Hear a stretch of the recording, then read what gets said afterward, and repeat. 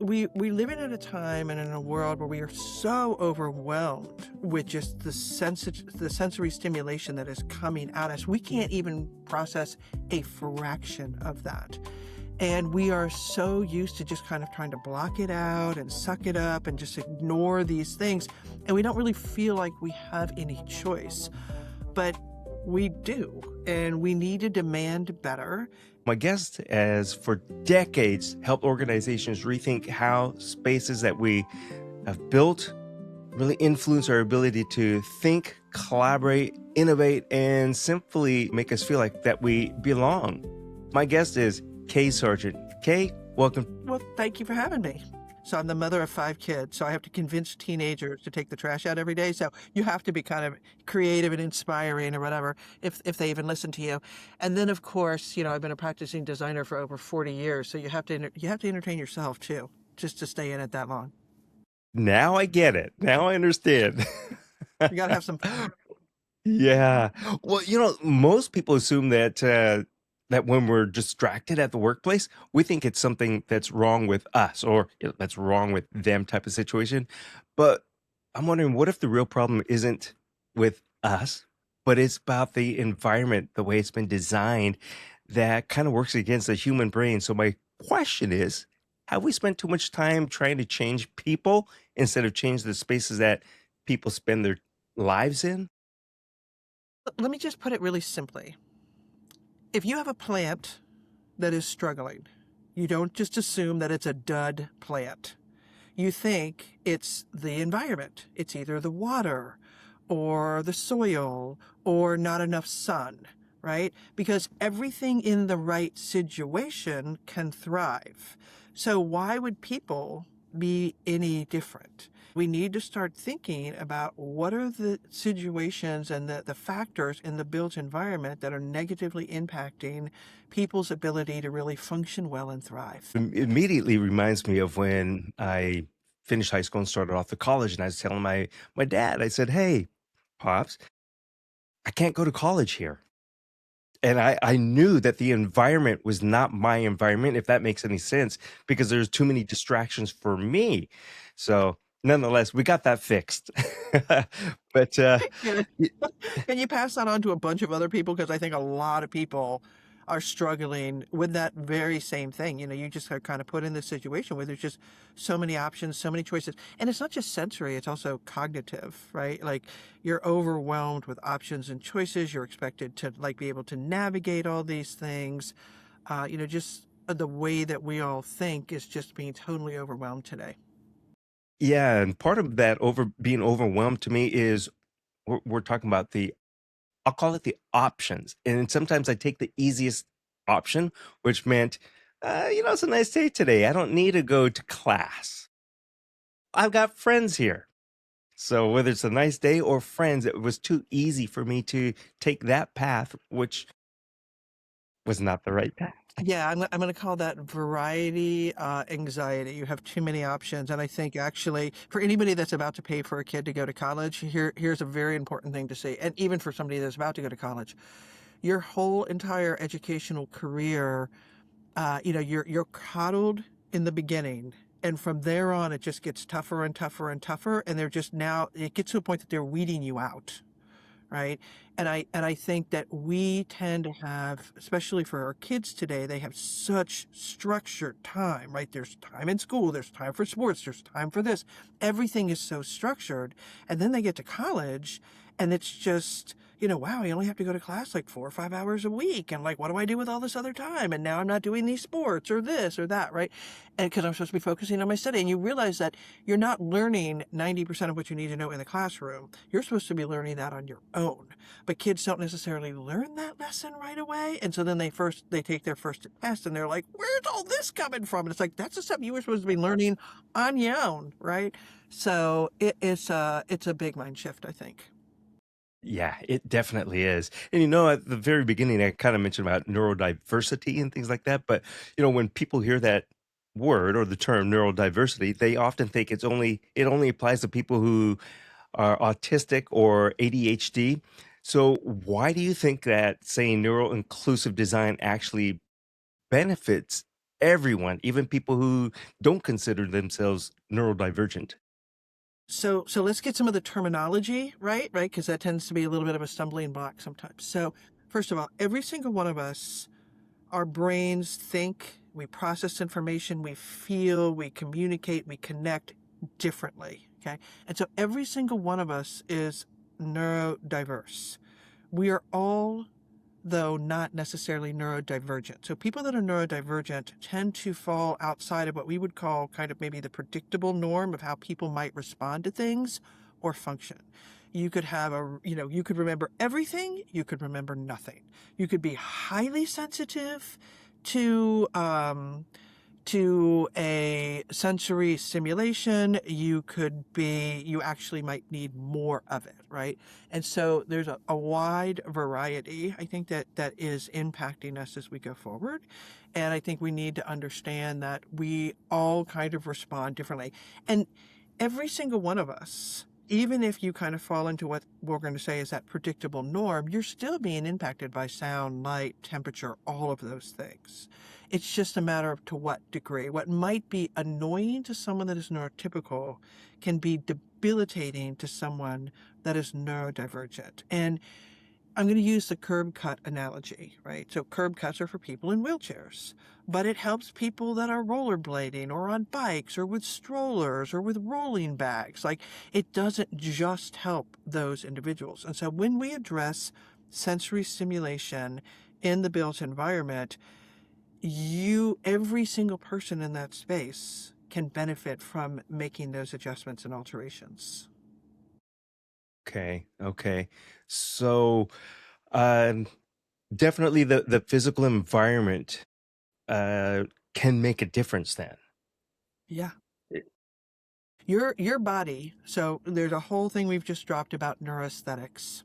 And neuroaesthetics is the study about how the brain is wired and how we perceive the world kind of around us, and how, this is baked into our DNA. When you walk into a space, you have an immediate reaction to that space. And it's not just a mental, it's a physical. You feel it, like you're like, oh my God, I don't like this space, or I don't feel comfortable in this space. Instantly you have that before you can even really think and process everything about this. And so we are our bodies and our brains are totally connected and are absolutely impacted by the built environment. And it's fascinating because a lot of neuroscientists and even medical professionals now are starting to realize that the built environment has a huge impact on people because they spend so much time in it. You might go visit a doctor once a year. Some people go to see a doctor once in a lifetime, right? But the built environment, you are in a built environment every single day. And the question is, how is that physically impacting individuals? And sometimes it can be very subtle. And when it's done well, you tend to kind of ignore it because you tend to, be able to go through it. But when it's done badly, you can have extreme reactions to that almost instantly. And it does impact every single one of us. That definitely makes me think and realize that, I could feel that burnout. I can feel disengagement. I can feel anxiety, and it can even cause me to have poor performance depending on that environment that I'm in. So also you hear, the Far East will say feng shui, that stuff, Yes. and we think over in the Western culture, oh, that's a bunch of bull. It doesn't No, make a actually, difference what my furniture is and things, but it yeah. does make No, a difference. every culture has that, right? So you think about in colonial times, if somebody died, you would cover the mirrors. You didn't want to see the reflection. There's all these hidden rules in almost every society that are basically a different version than feng shui, but they're there, right? Like, the whole rule about never have always have your feet leaning towards the bed or the door in your bedroom. And, there's just all these weird things that we all take for granted that are just rules of thumbs about how you should be designing spaces today. And yes, feng shui definitely puts a little bit of a panache around, this is exactly how you should do it. But almost every single culture has those hidden rules that are very consistent with that. So let's pretend like if a CEO or the management of the company asked you for one design change that would have the biggest impact for you tomorrow morning at the Yeah. office place, what would it be? Options, choice, and control. I think we are living in a time where we have so grossly over-standardized the workplace. We are designing spaces that are meant to be kind of the average person doing the average thing. But I don't know who that person is anymore. And so, you see these workplaces that are just rows and rows of identical benches. Nobody has an option. Nobody has a choice. If I sit you at the end of a row, right along a corridor, across from a conference room with your back exposed, and you have any heightened sensitivity to sound, visual stimulation of people walking by you, you don't feel physically safe and psychologically safe with your back being exposed, and you don't know what's coming up behind you or what's happening, that person's ability will plummet. Their ability to be productive has plummeted just from where I assign them to sit, right? And so we don't take into account at all that different people need different things, and that we need to give them some options and choices. It's a fascinating study. Like if I were to ask you, okay, Chuck, we're going to go to lunch. Do you have any preference about where you sit? Most people are like, yeah, no, not really. But the second you walk into a restaurant, you are analyzing everything in that restaurant, right? And you're making decisions, and it's split-second decisions about, nope, I don't want to sit there. I don't want to sit with my back to the door. I don't want to sit by the bathroom. I don't want to sit by the kitchen. I don't want to sit by that table of screaming kids. Like, nope, that's where I want to sit, right? You're very specifically. But we're so good at kind of sucking this up that we have kind of lost touch with our sensory intelligence. And so most people's sensory intelligence is really, really low. But intuitively, when you put them in a situation, it comes out right away, and they instinctively know where they're going to feel the best in that space. And part of that is our survival instincts. Part of that is our, you know, thousands of years of DNA baked into us. And part of it is just, our sensitivity triggers that we kind of know, but we've kind of pushed off to the side a little bit. I'll tell you, my friends, close friends, they definitely know where I wanna sit and the placement when I walk into a restaurant. They do, honestly. They'll look at me like, "Okay, um, there isn't a place that you like, so what next?" And it's Right. kind of funny, but I don't know if it's instinctively anymore, but I know, like you said, I walk in and I immediately I assess, I see everything in that restaurant, and I know where I wanna be. That's kind of first for me, but then I know which direction that I wanna sit. Um, Yeah. and it even And it so much of that is, there's so much behind that, right? Like some of it is, again, anybody that's gone through any kind of trauma or has lived through, a lot of military people, you know, understand when you walk in, kind of as that prospect and refuge, what's going on, what's happening in the space, how can I get out of here if I have to, and like maybe not having your back exposed because you never know what's coming up to you. And so there are all kinds of triggers for different people. Women tend to be triggered far more by visual clutter. Men tend not to be as sensitive to those things, but they tend to also want more consistency and routine and pattern, right? So they tend to be more serial dressers, or they want the same thing, or they do the same thing like repeatedly over and over again, because it just takes less mental energy to think about all of those things. So having less variables in the day tends to be something that men have a higher proclivity for than women. But it's fascinating. We could talk about this for forever, about the differences between men and women and their sensory triggers. We can talk about, as you age, neurodegeneration, impacts people. You may not be affected by something when you're younger, but as you're aging and maybe your eyesight changes or your hearing changes, it can have a big impact on you, right?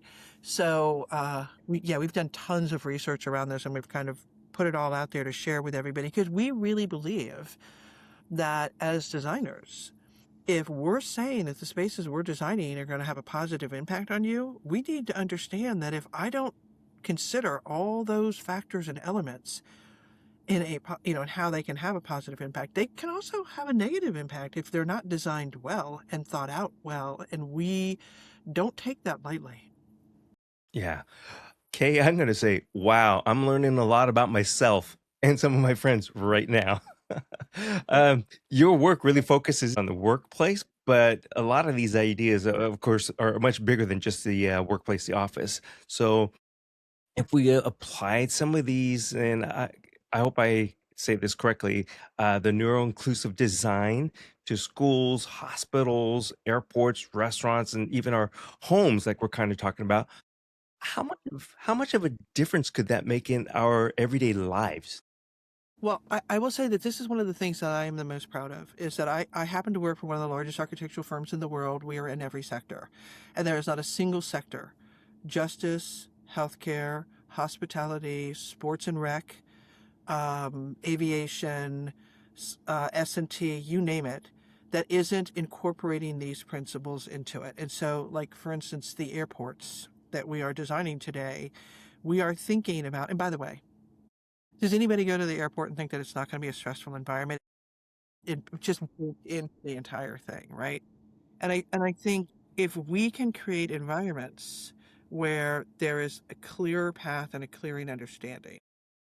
One of the things we did recently, like for instance in LaGuardia, that we just redid part of the terminal there, you come in on a higher level and you can kind of get the lay of the land, and you can see, oh, there's my gate and we're not boarding yet, so I don't have to run through the terminal to try to get there and then only find out that my flight's been delayed for 2 hours and I didn't need to do that, right? And so just having the clear wayfinding, the ability to kind of see and to have things be a little bit more predictable, and a lot of this starts not just in the environmental space, but if you can see a map of where you're going before you even get there, so you have a clear understanding, okay, this is where I'm going, this is what's happening, this is what I can expect, right? It helps ease the tension. And if there are clearer paths that you can go on, or it's just not total bedlam, like for instance, we've embedded a lot of kind of oases in some of these public spaces where if you just need to go and find a little space that you can just take a moment, and there's like some greenery and there's some plants, and I can just kind of feel like I'm not in this like throng of people like massively moving through the space. I just need a moment. You can actually find that and do that, right? And so I think it's really starting to be baked into how we approach the design of every space to be far more intuitive, to be far more kind, and to have areas that are both stimulating, but also areas that are calming, that you can just go and just take a moment and just breathe and kind of recollect yourself before you kind of go back into the fray. Since you mentioned airports, I mean, a lot of people definitely travel these days, but is there a public space that you think is well overdue or most overdue for that uh, redesign? Well, airports, I definitely would think would be one of them, but not everybody travels as much as some of us do. Any kind of public spaces, so even like the shopping mall and those experiences where people go, can be incredibly overwhelming and incredibly chaotic. Even the grocery store, right? And so now we're starting to see where there are retail uh, stores that are starting to embrace some of these concepts and thinking about how do we make this a calmer experience where it's not just this assault, that we're kind of living in this attention fracking society where whether it's electronically or visually, everybody is vying for your attention, like look over here, look at this, look at that, et cetera. And so how can we create environments that are just a little bit less uh, overwhelming from a visual standpoint, from an acoustical standpoint, from wayfinding, and then also just aren't so chaotic that I get totally disoriented. So think about, hard to say this, like an IKEA or even the duty-free parts of airports. Those things are intentionally designed, or casinos, intentionally designed so that you get lost because there is no clear path, because they want you to stay in there as long as they can keep you there, and they don't want you to be able to just go in, grab one thing and leave, right? And so they're intentionally designed to do that, but that is also incredibly overwhelming for a lot of people who just then don't feel safe or feel very triggered in those kind of environments. Making me think, a grocery store that's near my house within the past year, they actually put in a sitting area near their large windows, and they do have free access for Wi-Fi. And I have seen people go in there and just sit and use that space, and it seems like they're a little bit more comfortable, whether they're looking for coupons or not. But the other thing, my comment is that why, some of these public areas, airports, and all that, they're offering these apps that you could go on to help you find direction and find places? Is that play into a lot of this? Yes, because a lot of anxiety is coming from the unknown. Mhm. I mean, like you go into an airport and it's like, all right, where's my gate and what food is near there? I want to get as close to my gate as I can, and I want to find some place that I can sit, right? And I don't have to be running through the airport, etc. Or is my gate board? Is my plane boarding? Is there a delay? Is there, right? So, the less information you have, the more anxiety you tend to feel. Where if you can make it so that you're giving people more information, then they feel like they have a little bit more control over it, and they aren't constantly, like, their spidey senses aren't constantly on alert. Because if you're constantly on alert, even that is causing a level of anxiety in individuals, just because of that. So it's that unknown, I think, that tends to be put people in a lot in very precarious situations. Yeah. Kay, I want to make sure that people know that you have a book. So if you could let us know the name of your book and where they can find out more information about you and the book and what you do. Yeah, so Chuck, I have to just tell you this before I even tell you. The name is Designing Neuroinclusive Workplaces, and it's probably a horrible name because when you agree to do this, I was voluntold on this one. I thought I could get through my whole life without ever having to write a book, but I was voluntold on this one, so I said, okay, fine. The very first thing you have to do is name the book before you've even written it. And so we named the book, and then we realized, God, this is really not just about designing.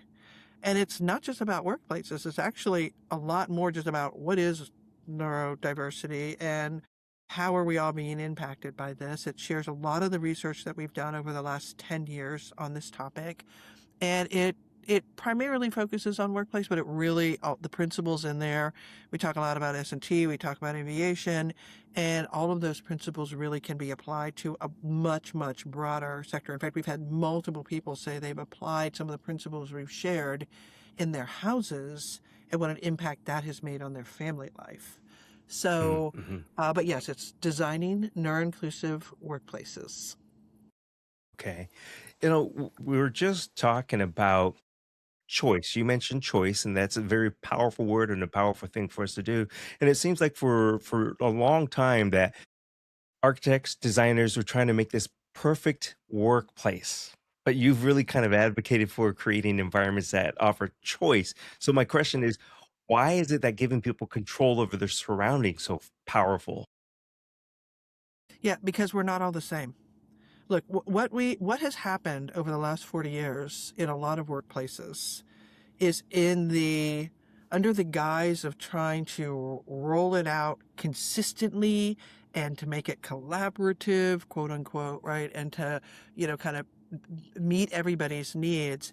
It's kind of like we've come up with the size 10 gray unitard and said, all right, this is what everybody gets, right? And like, can you imagine if the fashion world did that? It's like, this is it. This is the perfect outfit. This is what everybody should wear. But you go into most offices, most people don't have any choice.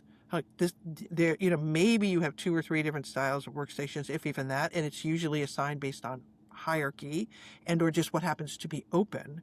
It doesn't really have anything to do with what your specific needs are, what your sensory needs are, what your work needs are, your cognitive needs. It doesn't really address any of those. And we are also unique and different. We don't look alike. We don't dress alike. We don't act alike. We don't function alike. What makes anybody think that one size workstation is going to be perfect for everybody? And I think we have just dumbed this down to try to make it easier to roll out workspaces and to simplify that. But who has paid the price is the workforce that is now then stuck working in spaces that don't necessarily meet their needs. And there are thousands of examples of companies who have said, no, we're not going to do that anymore. We're going to start giving people options, and we're going to start giving them a little bit more control, and we're going to start giving them a little bit more choice to be able to meet their needs. Because the number one expense of any company is their people.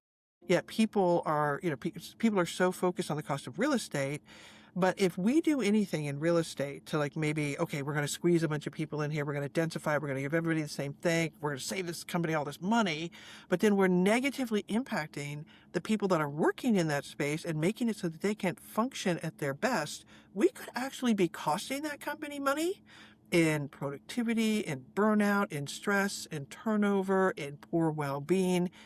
We could cost them more money than we're actually saving them. And so we need to start thinking about what is your true asset that you are trying to protect? And if it is your people, then you need to have a much deeper understanding about how the built environment is impacting those people and design accordingly to make it so that we can all thrive. A lot of people are remote, but there's also a lot of people who are having to go back to work, and you just go to your cubicle, and that's what it is your cubicle. And I have heard some places where even your cubicle has to follow certain protocols, rules, as far as you can't have this up here and you can't put that over there.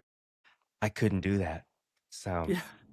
Well, I mean, and I think this is why, like, we kind of advocate for, uh, we advocate for environmental based working, and we advocate for like neighborhoods where your individual work point, because you may not have an assigned work point. You might be working in a variety of them, because in the morning I might have to be on a call, and so I need a private space. But 5 minutes from now, I want to be with my team, so I'm going to be out here, etc.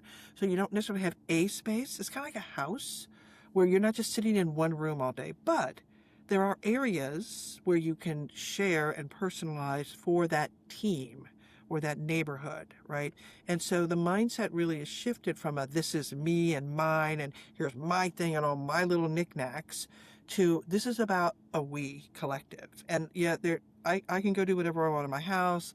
I can do this, maybe there's certain areas that I can personalize a little bit, but it's more about the we, right? And it's more about our team culture because in all honesty, you don't have to come to an office to work anymore. You don't. You can work almost anywhere. Now, whether you should and whether it's the best solution is a whole different story. But you don't necessarily have to come to a workplace anymore. And so I think what we need to really think about is what is it that why do we want people to come together and what is it that we value? People are so focused on productivity. And I think that that's a little bit of a red herring because I can produce a lot of stuff.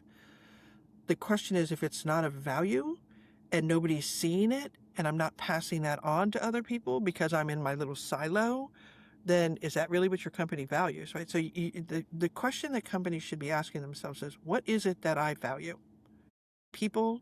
Is it, the product? Do I really want people to come in and sit in a space and spend 60% of their time in this little teeny space trying to block everybody else out answering emails all day? Is that what I value? Because that's the way most offices are actually designed today to do. And if you value um, cognitive sovereignty and the ability to actually get to deep, meaningful thought in a world where we are now being assaulted constantly and everything is just, ratcheted up so quickly with artificial intelligence, we need to design for that. We need to design for people to be able to think and focus and concentrate. And design spaces should be designed specifically to encourage that. And if we value mentorship, then does your office provide and is it designed around the ability to connect people? Or all the executives sitting over here and everybody else is over here and they never see each other or come together, right? Or if you value that innovation that, okay, we have all this analysis that's being run and we're going to come together and figure out what should we be doing? What are the right questions we should be asking? What should we be exploring? How do we differentiate ourselves? Are you designing spaces that are supporting those types of activities? And I'm going to say that I don't think most workplaces today are really truly designed to support the kind of activities that companies truly value if they were honest and answered that question. a couple of things. As far as having the diverse workplace, having a station that's soundproof or whatever it is, if you're making calls or if you have certain desks, the thing that I think about immediately is if that was to happen immediately in office place or workplace, so many people I think would have a difficult time. I'm thinking about school. First day of school, you find your seat, you sit in it, and then the next day somebody sits in it, and you're kind of like all of a sudden, You've claimed it. That's my place. But it's a shared open space, and I just think that concept is so funny. You can do it on a bus, you could do it anywhere, and you get that dirty look of, "I sat there Well, first." okay. So here's the deal. There's a delicate balance here, right? Because we tend to be creatures of habit. Okay. But the question is that in most of those cases, if you can claim a spot because you got to choose it, and it meets your preferences. But if somebody else is telling you, you sit here, and it doesn't meet any of your preferences, then you're stuck with that, right? And so what Mhm. we find when we go free choice, meaning you don't have an assigned desk, you have options, you have a neighborhood that your team is coming to, and you have kind of, that's your home base, and it's familiar, and you can kind of do that. But over a period of time, people kind of find like their rhythm, and they kind of find like, I really like this space. I work better here. And you may not intuitively know that right off the bat, right? But you kind of go there. I think during COVID, a lot of people migrated to certain spaces in their houses that they may not have predicted they would have migrated to, but then they found themselves sitting there repeatedly. And it's like, huh, this is interesting, right? And so I think if you're given the choice to find those spaces, then you might want to come back to that space over and over again because it does feel familiar, right? And it does take out kind of some of the variables. And there's probably about 30% of the population that really kind of needs that and are going to do that. But that doesn't mean that everybody else wants to do that. There are other people that are bopping around, sitting all over the place. Or if you assign them to an office, but they're an extrovert and they don't like being stuck in an office all day, like that could be the kiss of death for them, right? So I think it's giving people some options and choices. And then one of the choices you have when you go free choice is to sit in the same spot every day. We encourage people to move because nobody was ever meant to sit for a long period of time, like in one static place. And here's the other thing I find really funny right now. If you go to the news, you're going to see all these reports about, oh, we're calling everybody into the office, but now we don't have enough of spaces because, the office is full and so I can't get a desk. Okay, this is what's happening. People are going in, putting down their coffee in their cup and their backpack, and then walking away. And that desk is sitting there empty at least 50% of the day, but it's been claimed by somebody. All right. Now, when you go to a restaurant, you don't stake out the table for the whole night. You eat and then you leave and somebody else can use that table. Right. And when you get it for what you need. And I think we need a little bit more of that mindset. But there are absolutely people that are going to be creatures of habit. And some people really do need a dedicated space just because they need that consistency, or they might have specialty equipment or whatever that is, right? So we have to be flexible and fluid, and this is not binary. It's not everybody does this, everybody does that. That's why options, choice, and variety and some kind of control is so important to be able to accommodate the vast variety of needs that we have today. Again, I'm gonna say that three-letter word, wow, because what you're saying just now is something that I've just read and heard about for cruise lines on some of the cruise ships. People stake the place out on the deck. They see the chair, not a lawn chair, but the deck chair. They put their towel down and something else, and then they're gone. All they did was take it out and claim it. They're gone for a long time. So I think one of the major cruise lines is now starting to give you 1 hour if they've got patrols, and if you've staked it out and you're not back at your chair after an hour, they'll leave a note saying that we have a lot of people guests trying to find a place, and if you're not using it, you just staked it out. Yeah. um And it's kind of the other thing is I don't know what everybody's afraid of, right? I mean, you might have a preferred spot, but it doesn't mean that you get to own that or claim that the whole thing. But I mean, again, there are certain people that need consistency and routine. Okay, that's all right. Like there's somebody here that we know they like this one desk, and they because their back is not exposed, and they can see everybody coming, and they just feel safer there. And it's like, all right, let's just let that person sit there, right? It's not their desk, but in a smaller neighborhood, you kind of come up with a covenants with your coworkers, and you kind of understand each other's rhythms and flows, and you can respect that, right? But I think this whole notion of going one place and sitting all day, and you use the whole thing about education, so I'm going to go there. So just think about in education. When you arrive in kindergarten, you are so excited because you have a desk with your name on it and like, oh my God, I have arrived. This is me. This is my spot. the entire rest of your educational trajectory is getting away from that, right? So now rather than sitting in one place all day, then you get to middle school and you have different periods and different classes that you're going to, right? And then you get into high school and you have even more choices, and then you get into college and you can decide, am I a morning person? Am I an even person? Do I want to work on Fridays? Do I want to like block all my stuff together? You have the maximum amount of freedom. I can go work in the library. I can work here. I can work there, like a variety of spaces. And then you get to the office and you're back in kindergarten with your name on a desk and like, okay, bell rings, be here at this time, and this is your spot. Like, don't move.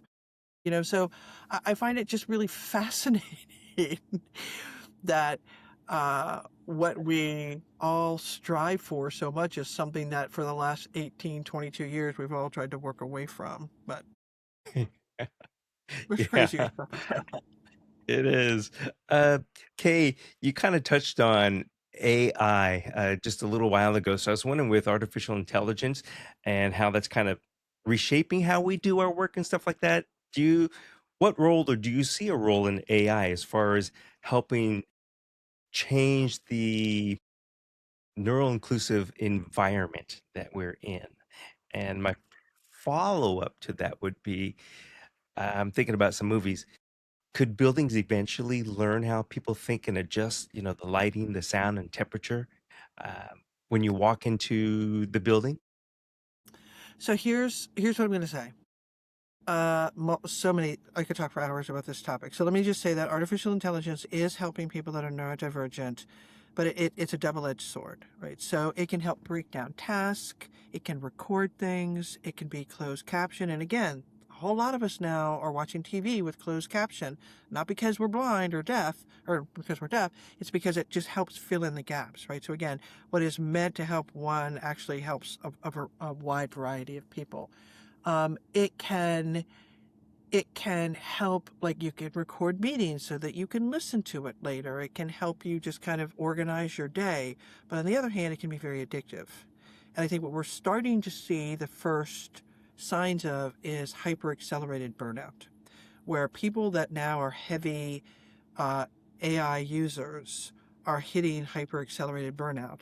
Because before, if you were to do an analysis, and I am living this right now, before, when you would do analysis, it might take you a period of time. You did a little research, you gathered it over time, you really had to think about it, you had to deeply penetrate it into you really understood it. Things now are coming at us so fast that A, you don't even have a time to absorb it, and B, it's like you have 20 assistants lined up saying, here it is, here it is, here it is, here, and it's just like it's almost too much, too fast. And it's kind of overwhelming. So on one hand, it frees you up to be able to do things. On the other hand, it's giving you so much more, so much faster that it's piling up. And so depending on how you leverage it and how you block your time, it can be a hindrance or it can be a help. And I think a lot of people that are neurodivergent tend to be super hyper focused, and they can also be very susceptible to going down rabbit holes because you are that hyper focused, and you can just, get sucked into the social media rabbit hole, and it's harder for you to kind of disconnect and to bring yourself back up. So it is a double-edged sword that we have to play very carefully. I think what we are starting to see is that if people are spending less time doing, like, responding to emails or um, doing analytical stuff, that it changes the way that we're going to design offices so that it's more about deep cognitive thinking and focus and collective coming together and ideating and processing, and there's less of just like rows and rows of individual. It's going from factory to forum. I think that's kind of what we're seeing. um, but if I had to describe my ideal scenario, I've been a practicing designer for 4 years. I think when we talk about flexibility, one of the things that we get wrong is that we want the building and everything in it to be flexible around us. Yet we are the only thing that has legs and can move, and we have it backwards. Okay, and so I cannot design a building that is the perfect temperature for everybody, but Okay. the sun moves, and so should you. So if you're sitting on this side of the building in the morning because it's cooler, and the sun is over here, but in the afternoon the sun comes over here, it's coming in the window, you're heating up, and now you're annoyed, and you want, can I adjust the temperature? Can I get a fan? Or maybe you should just get up and move to the other side of the building where it's cooler, right? Rather than fighting the system, like work with the system. And so we Hmm. have envisioned this notion where we now have sensors in the ceiling that are collecting all of this information, mostly environmental, temperature, light levels, sound levels, but we're not giving that to people. So Chuck, I could say, all right, Chuck, what are your preferences? Do you want to sit away from the bathroom? Do you want to sit away? You don't like the smell. You need to sit away from a kitchen. Do you like brighter, lighter? Do you like it louder? What are your preferences? I know that about you. Okay. So I can put that into this algorithm. That's your profile, your sensory profile. Then I can look at your calendar and say, all right, you've got some heads down focus work that you need to do today, or you're in team meetings all day, right? And so if the system can tap into those sensors and it understands your preferences and your schedule, then when you arrive at the office, it should be saying, good morning, Chuck. We know that you've got some heads down focus space and you prefer this. This side of the building tends to be a little bit quieter right now and it's a little bit cooler. So we suggest you go sit over here. Not what's based on what's available, but what are your preferences that will make it so that you can function the best based on your preferences.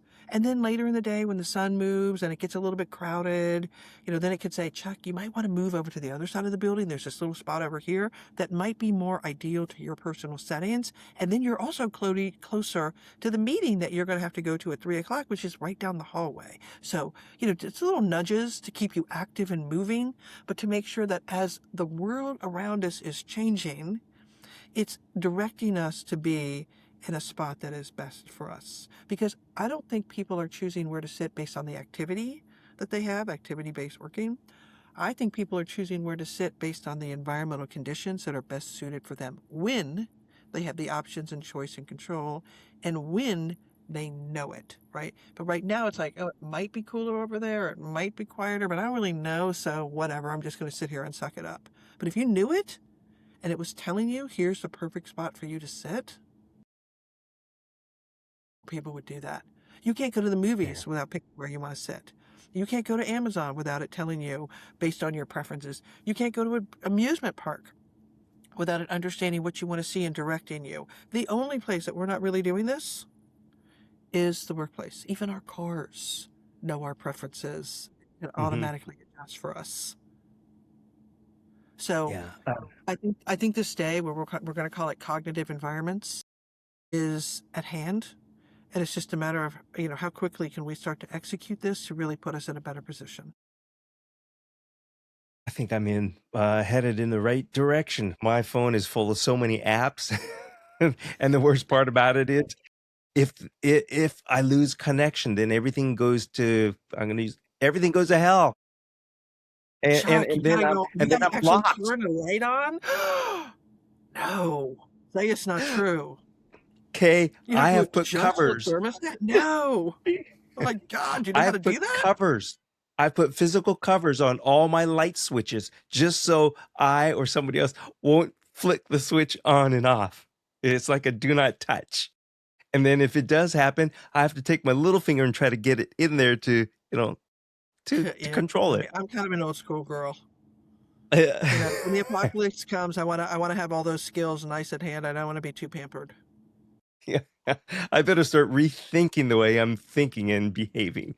Um, Kay, if a listener could walk away with one thing to remember from today's conversation and the research that you've done for us, um, what would you want the message to be that they take away from this conversation? Uh, I usually say be curious, but I'm going to change that today, and I'm going to say I think we need to be intentional. I think we are going through life right now. So many changes and so many things are happening, and we are not being intentional. Are you intentionally choosing to sit at this desk because it is the best space for you and what you need to do and your sensory triggers? Do you even know what those are? Are you intentionally leveraging a tool because you know where you're trying to get to? Or are you just kind of making a series of decisions without understanding what the final ramifications are?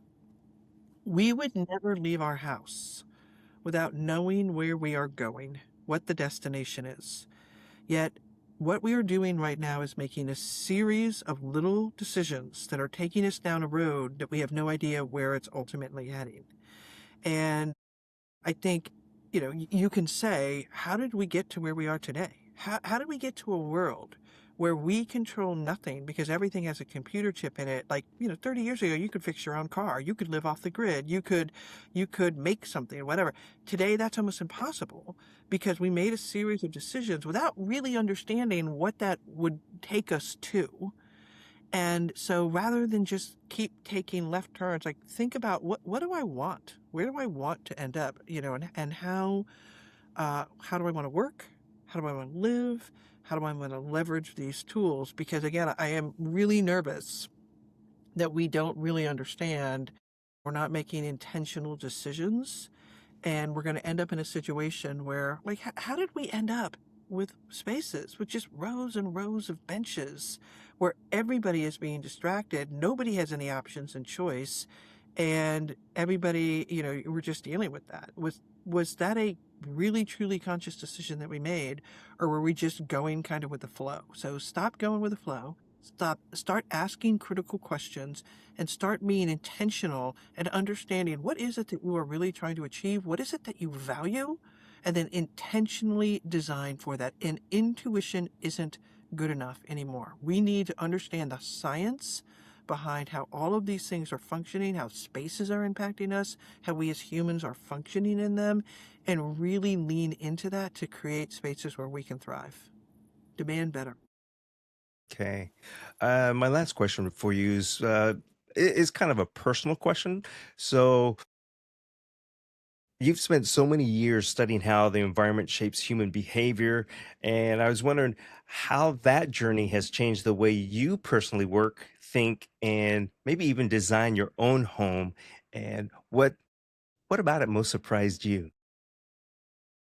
I think there were certain moments where I kind of had this aha moment about why my house is, it's got all kinds of crazy stuff in my house. It's, people walking in my house and it's kind of like, oh my God, this is like a museum of all the places that you've ever been because I have tons of artwork, etc.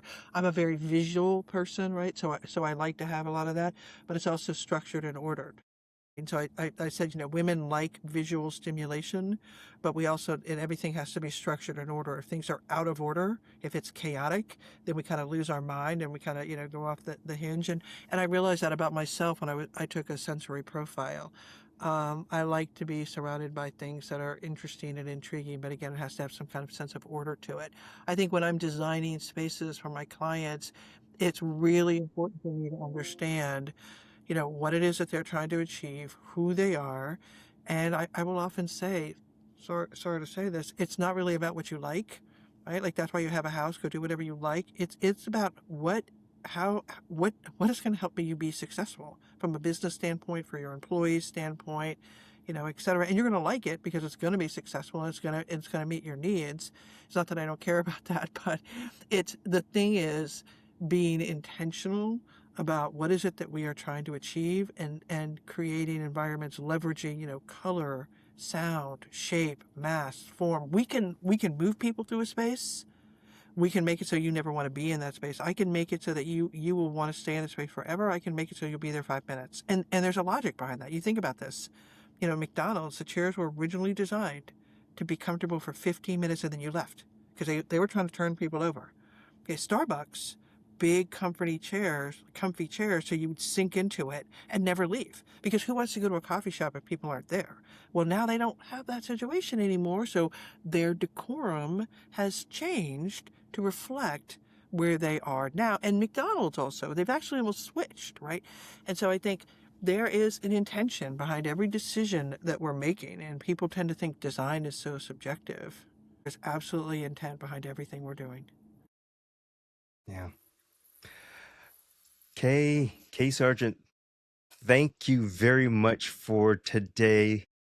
Um, Not only have I enjoyed the conversation and listening to you, but it's really getting me to think about how I behave in my environment and everything else. And I got to go back to the drawing board possibly. Yeah, let's So, hope you never lose power in your house. I don't know what you're gonna do. You might, like, panic. I don't know. I know, I do, and I would. Thanks again, Kay. This has been wonderful. Well, thanks for having me, and, great to chat with you.